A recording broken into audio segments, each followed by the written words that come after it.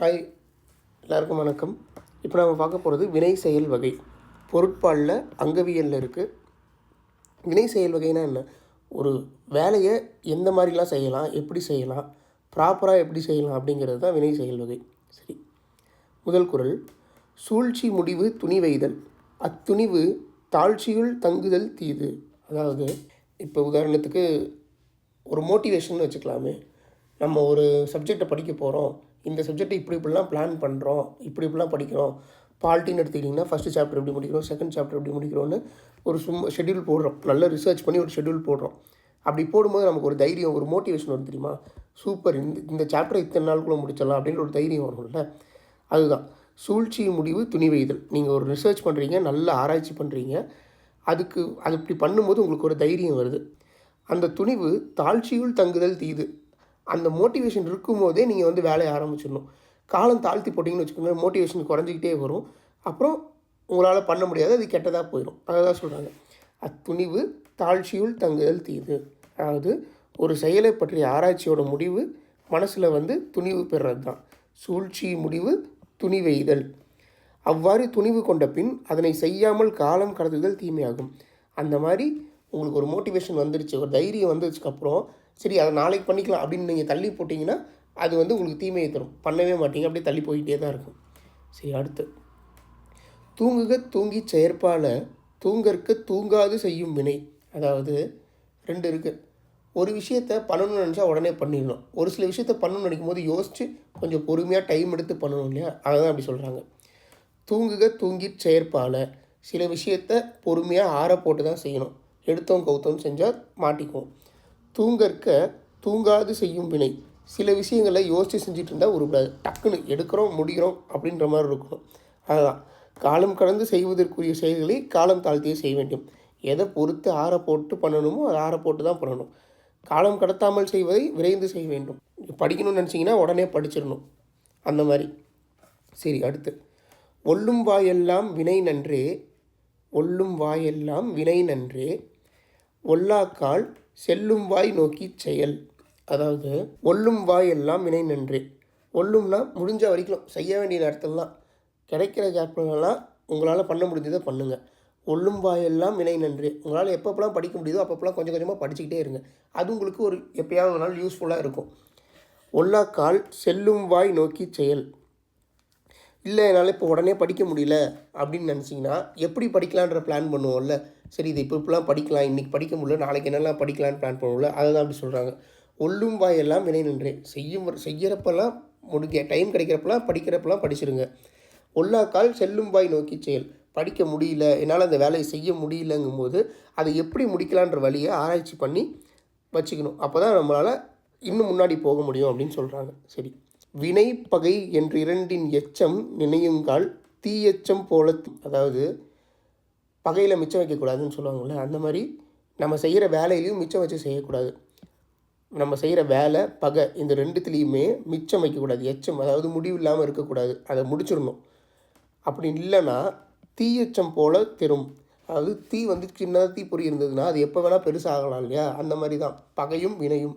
ஒரு வேலையை நீங்கள் முடிக்காமல் விட்டுட்டே இருந்தீங்கன்னா அந்த வேலை பெருசாகிற மாதிரியே இருக்கும். டைம் போக போக என்னடா அதை முடிக்காமலே வச்சுருக்கோம், இன்னும் நிறையா இருக்கேன்ற மாதிரி இருக்கும்.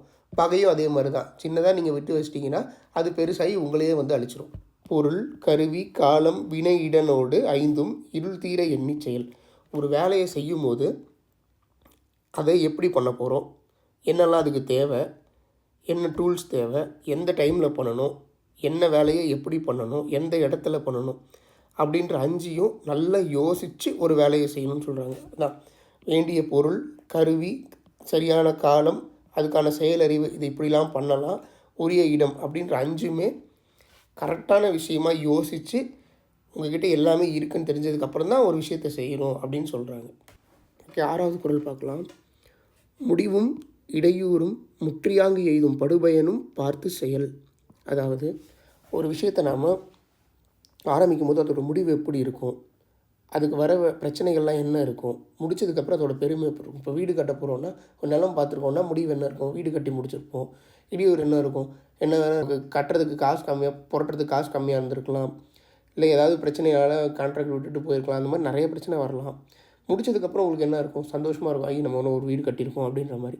அந்த மாதிரி முடிவு, அதுக்கு வர இடையூறு, முடிச்சதுக்கப்புறம் வர பயன், இந்த மாதிரி 3த்தையும் யோசித்து ஒரு விஷயத்த செய்யுங்கன்னு சொல்கிறாங்க.